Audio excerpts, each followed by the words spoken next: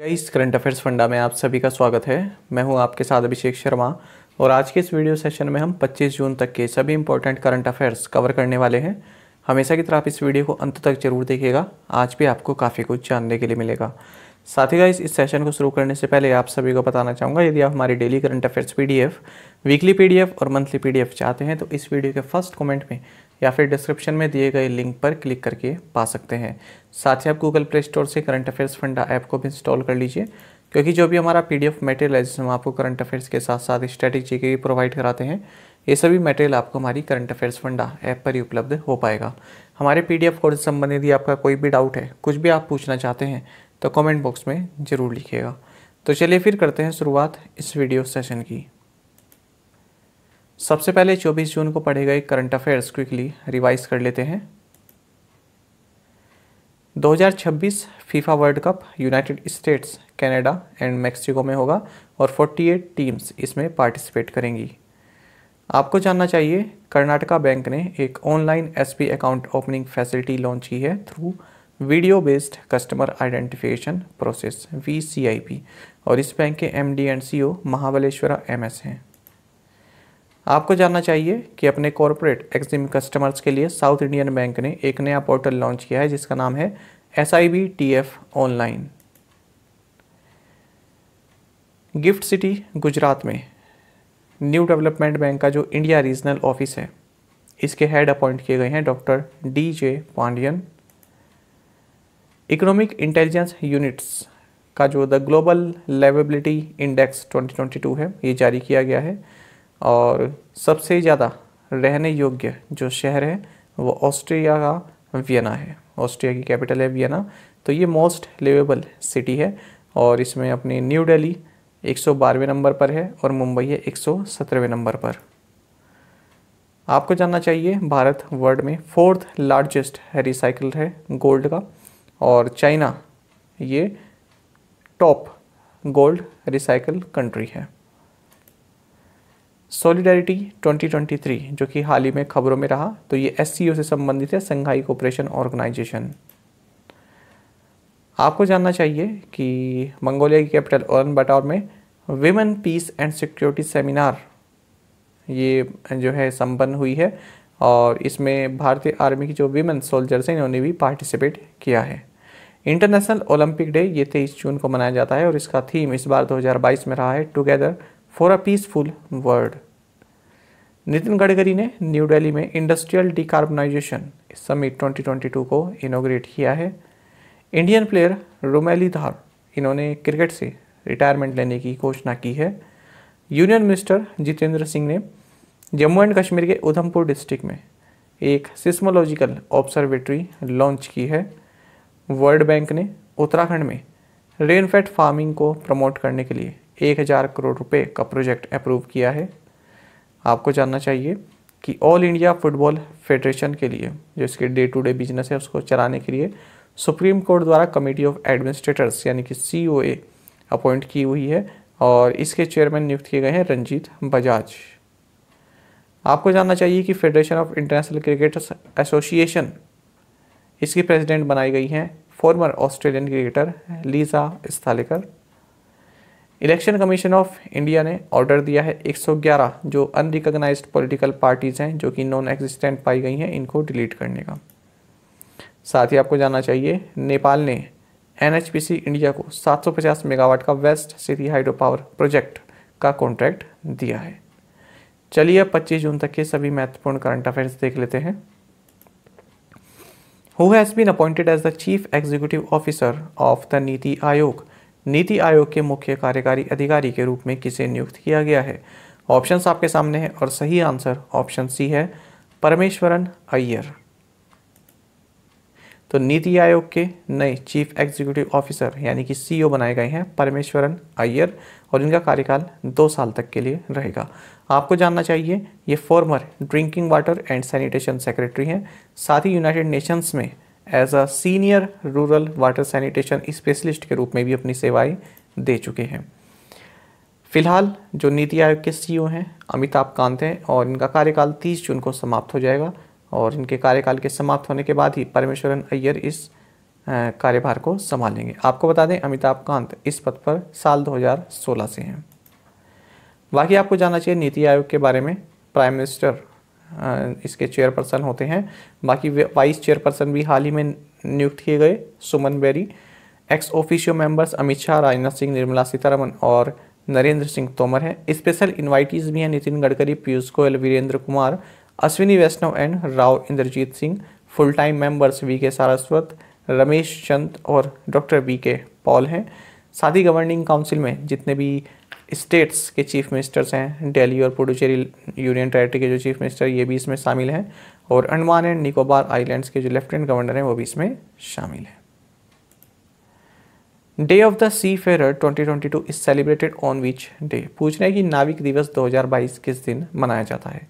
Options आपके सामने है। सही आंसर ऑप्शन डी रहेगा, जून 25। तो 25 जून को day of the seafarer celebrate किया जाता है, और इस बार 2022 में इसका थीम है your voyage then and now, share your journey. बाकी आपको जानना चाहिए इंटरनेशनल मैरीटाइम ऑर्गेनाइजेशन के बारे में। इसका हेडक्वार्टर्स लंदन यूनाइटेड किंगडम में है।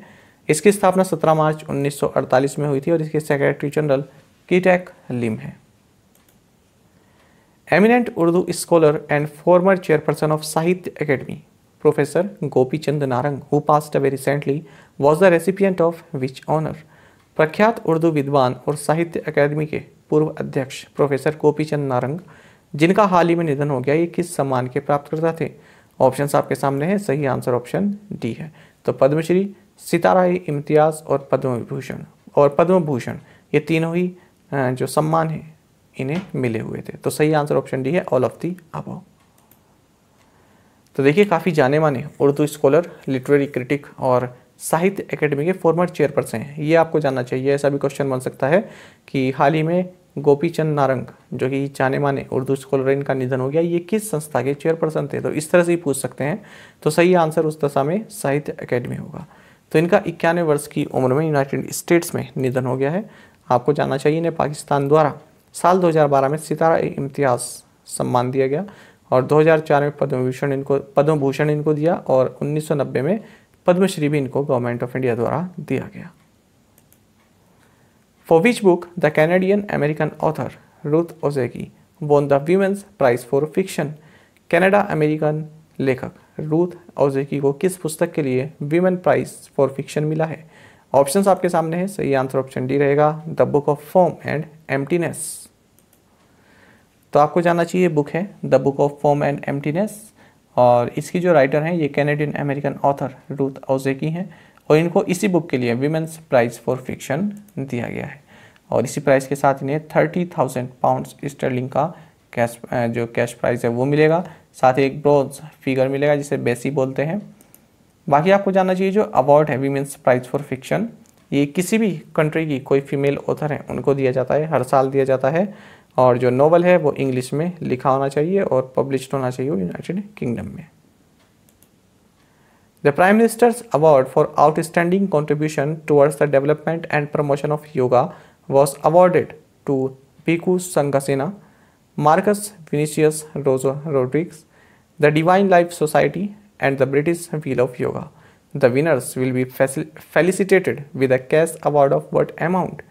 पूछ रहे हैं कि योग के विकास और संवर्धन की दिशा में उत्कृष्ट योगदान के लिए प्रधानमंत्री पुरस्कार Bhikkhu Sanghasena, Marcus Vinicius Rodrigues, the Divine Life Society और ब्रिटिश व्हील ऑफ योगा को प्रदान किया गया है। इन विजेताओं को कितनी राशि के नगद पुरस्कार से सम्मानित किया जाएगा। ऑप्शंस आपके सामने हैं। सही आंसर ऑप्शन डी है, 25 लाख रुपीस। तो देखिए जो prime ministers award for outstanding contribution towards the development and promotion of yoga है, ये अनाउंस कर दिए गए हैं 2021 के लिए। तो ये सभी जो मैंने आपको नाम पढ़कर बताए हैं 2 बार, इन सभी को दिया गया है। तो आप देख लीजिएगा एक बार, 2 इंडिविजुअल्स हैं इसमें और 2 ऑर्गेनाइजेशंस हैं, और इनको 25 लाख रुपीस का कैश अवार्ड दिया गया है। ट्रॉफी और सर्टिफिकेट तो दिए जाते हैं। Who has been nominated as the director of US Office of Science and Technology Policy? US office of Science and Technology policy के निदेशक के रूप में किसे नामित किया गया। सही आंसर ऑप्शन डी रहेगा, Aarti Prabhakar. US president Joe Biden ने Indian American scientist doctor Aarti Prabhakar इनको director of the Office of Science and Technology Policy नियुक्त किया है। Which of the following has developed an indoor solar cooking system Surya Nutan. निम्नलिखित में से किसने एक इंडोर सौर खाना पकाने की प्रणाली सूर्य नूतन विकसित की है। ऑप्शंस आपके सामने है, सही आंसर ऑप्शन ए रहेगा IOCL। तो भारत की top oil firm Indian oil corporation, इसने एक स्टेशनरी, रिचार्जेबल और इंडोर कुकिंग स्टोव जिसका नाम सूर्य नूतन है, इसका अनावरण किया है। तो ये सन की एनर्जी यूज़ करके जो है फूड को कुक कर सकता है, उसको पका सकता है और हमेशा इसको किचन में आप रख सकते हैं। और वन टाइम प्रोक्योरमेंट कॉस्ट है इसकी, एक बार खरीदने की कॉस्ट है, उसके बाद जीरो मेंटेनेंस कॉस्ट इसकी रहेगी। Which country hosted the CHOGM foreign ministers plenary. किस देश ने CHOGM विदेश मंत्रियों की पूर्ण बैठक की मेजबानी की है। ऑप्शंस आपके सामने, सही आंसर ऑप्शन बी है रवांडा। तो देखिए external affair minister doctor S Jaishankar ने CHOGM फॉरेन मिनिस्टर्स प्लेनरी इसको रवांडा में एड्रेस किया है और इस मीटिंग का जो थीम रहा वो डेमोक्रेसी, पीस एंड गवर्नेंस रहा है। बाकी आपको जानना चाहिए CHOGM जो यहाँ पर लिखा है इसकी फुल फॉर्म है Commonwealth heads of government meeting. Rwanda की बात करें तो कैपिटल किगाली है, काफ़ी फेमस है, आपको जानना चाहिए, पूछ लेते हैं किगाली के बारे में कि किसकी कैपिटल है। करेंसी रवांडन फ्रैंक है। The National Commission for Women organised a workshop on gender responsive governance for elected women representatives under she's change maker project at which place. राष्ट्रीय महिला आयोग ने सीज चेंज मेकर परियोजना के तहत निर्वाचित महिला प्रतिनिधियों यानी कि विधायकों के लिए जेंडर रिस्पॉन्सिव गवर्नेंस पर एक कार्यशाला का आयोजन किस स्थान पर किया। ऑप्शंस आपके सामने है, सही आंसर ऑप्शन डी है धर्मशाला। तो देखिए नेशनल कमीशन फॉर विमेन ने अपने सीज चेंज मेकर प्रोजेक्ट के तहत एक वर्कशॉप ऑर्गेनाइज की और ये इस वर्कशॉप का नाम रहा gender responsive governance for elected women representatives. और ये 3 दिन की वर्कशॉप रही, धर्मशाला हिमाचल प्रदेश में इसको ऑर्गेनाइज किया गया। किसके साथ मिलकर? Lal Bahadur Shastri national academy of administration लपसना और national gender and child centre of लपसना, इनके साथ मिलकर। आपको जानना चाहिए जो उत्तर प्रदेश की गवर्नर आनंदीबेन पटेल ये इसमें चीफ गेस्ट रही है। India's first ever girl panchayat named Balika Panchayat was held in which state.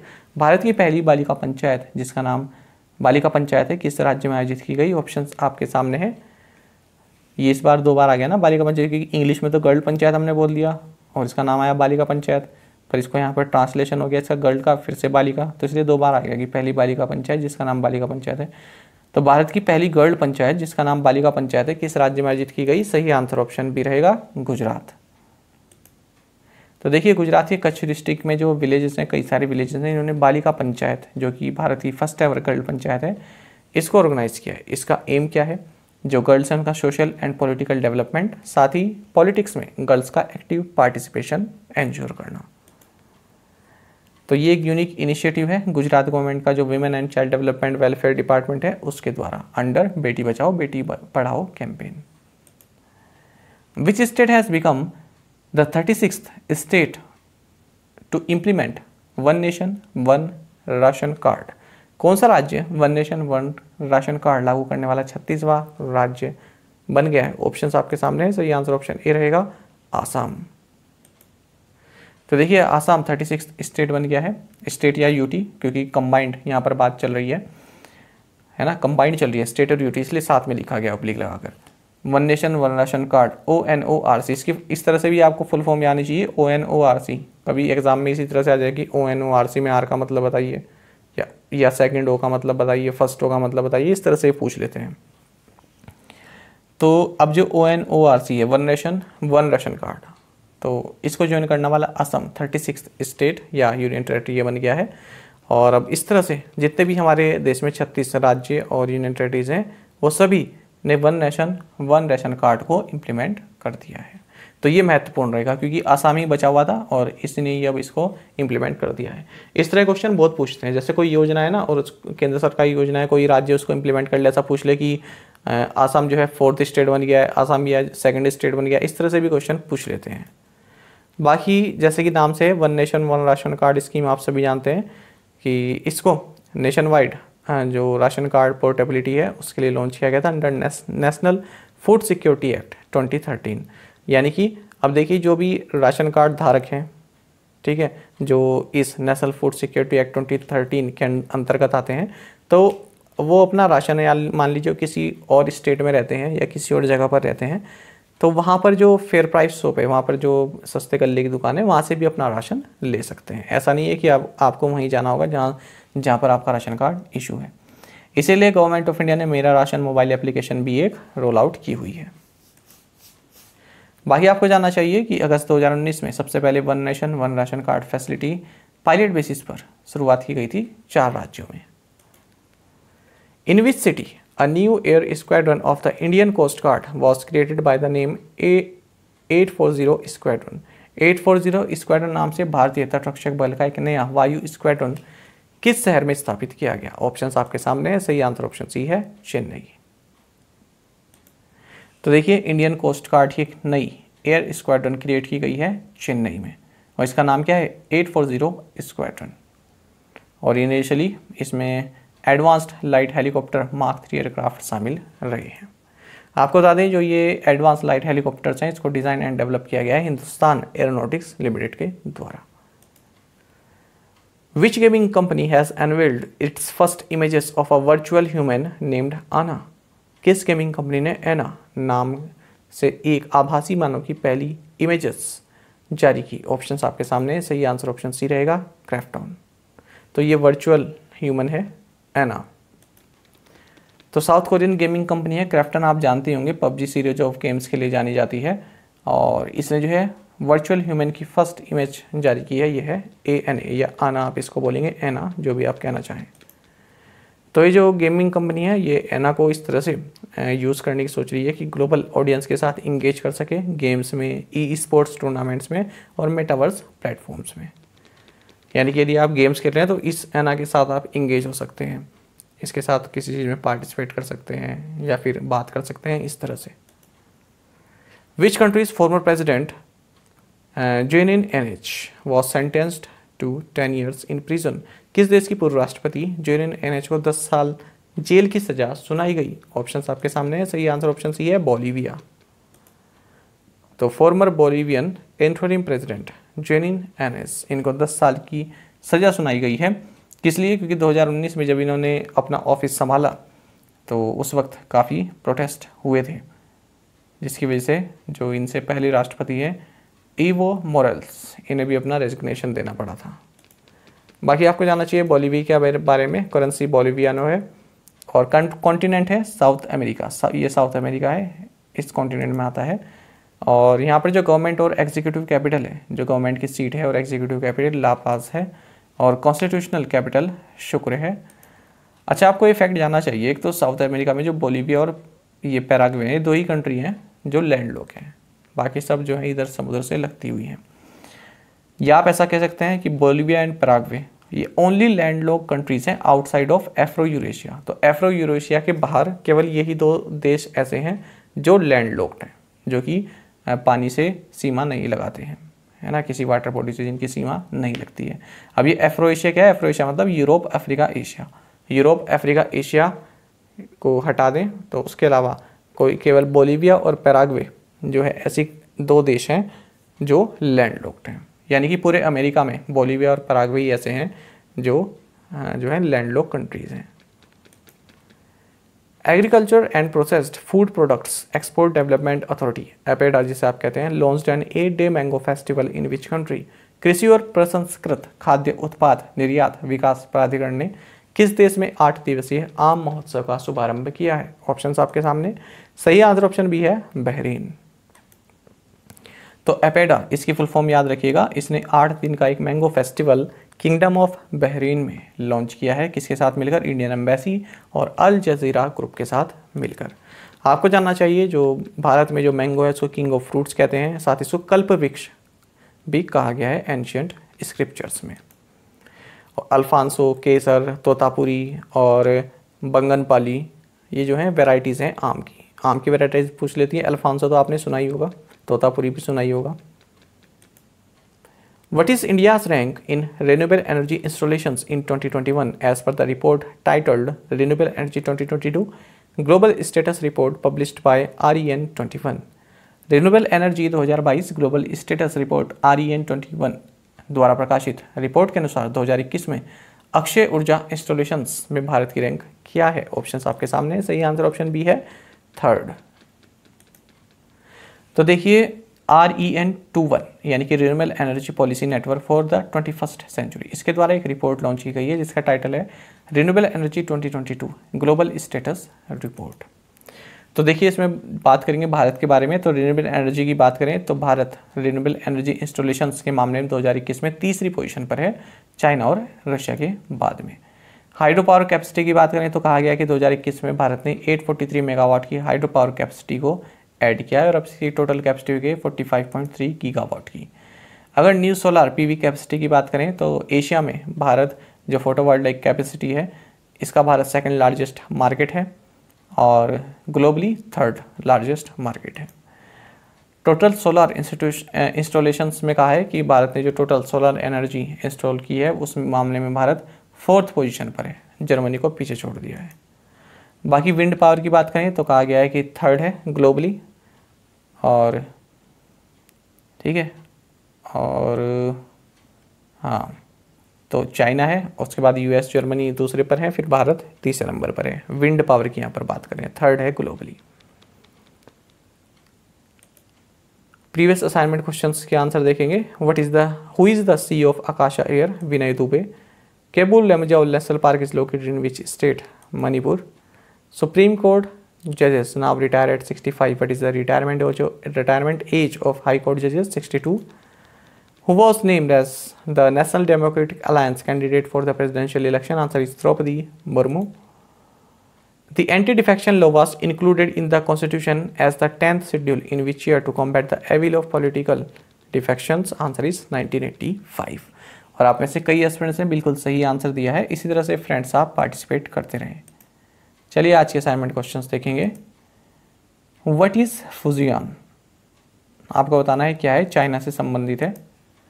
Which river is known as Jamuna in Bangladesh? महत्वपूर्ण क्वेश्चन है। In which country at least 1000 people died due to a 6.1 magnitude earthquake on June 22, 2022? Prime Minister Narendra Modi unfurled a traditional flag on the famous Mahakali temple in which district of Gujarat? The President of India Ramnath Kovind graced the Lokarpan ceremony of Sri Rajadhiraja Govind temple in which state? तो पांचों questions के answer आप हमें comment box में जरूर बताइएगा। यदि आपको एक क्वेश्चन का आंसर भी आता है तो भी आप हमें कमेंट बॉक्स में बता सकते हैं। साथ ही करंट अफेयर्स फंडा को आप टेलीग्राम पर भी ज्वाइन कर सकते हैं। यहाँ पर रेगुलर वीडियो अपडेट्स और करंट क्विजेस हम आप सभी के लिए डालते रहते हैं। साथ ही डिस्कशन ग्रुप में आप किसी भी क्वेश्चन का सोल्यूशन पा सकते हैं। दोस्तों यहाँ पर हमारे करंट अफेयर्स की प्लेलिस्ट दी गई है, इसको आप जरूर देखें और अपने दोस्तों के साथ, फेलो एस्पिरेंट्स के साथ हमारे करंट अफेयर्स को शेयर जरूर करें। आज का ये सेशन आपको कैसा लगा कमेंट बॉक्स में जरूर बताइएगा। Thank you guys.